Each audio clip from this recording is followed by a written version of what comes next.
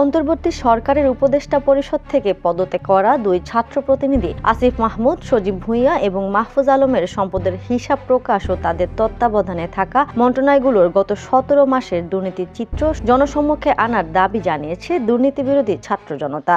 এই ১৭ মাসের দুর্নীতির শ্বেতপত্র প্রকাশ করতে হবে। বৃহস্পতিবার সকালে দুর্নীতি দমন কমিশন কার্যালয়ের সামনে আয়োজিত মানববন্ধনে সংগঠনটির নেতাকর্মীরা এ দাবি জানান। বক্তারা অভিযোগ করেন, দুদক এখনো পর্যন্ত এই দুই উপদেষ্টার ব্যক্তিগত সহকারীদের বিরুদ্ধে ওঠা দুর্নীতির অভিযোগে কোনো পদক্ষেপ নেয়নি। তাদের মতে, দুর্নীতির অভিযোগের কারণে দুজন উপদেষ্টাই পদে থাকার এবং নির্বাচনে অংশ নেওয়ার নৈতিক যোগ্যতা হারিয়েছেন।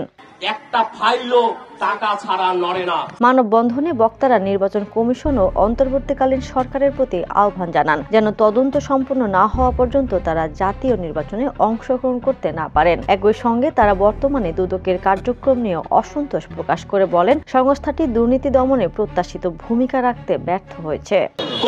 এখন পর্যন্ত কোনো সুরাহা করলেন না।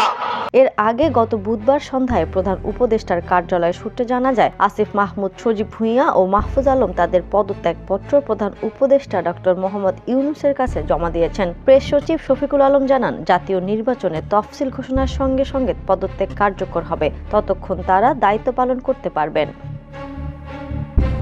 পদত্যাগের আগে সচিবালয়ে জরুরি সংবাদ সম্মেলনে আসিফ মাহমুদ নির্বাচনে অংশগ্রহণের ইচ্ছা প্রকাশ করলেও তফসিল ঘোষণার আগে পদত্যাগ করবেন কিনা সে বিষয়ে সরাসরি মন্তব্য করেননি। দুই উপদেষ্টার সম্পদ হিসাব ও মন্ত্রণালয়ের দুর্নীতির চিত্র প্রকাশের ইস্যুতে দুদক বা সংশ্লিষ্ট উপদেষ্টারা এখনো কোনো আনুষ্ঠানিক প্রতিক্রিয়া দেননি। Desk report, the news. দেশে দেশে সবার সাথে দ্য নিউজ।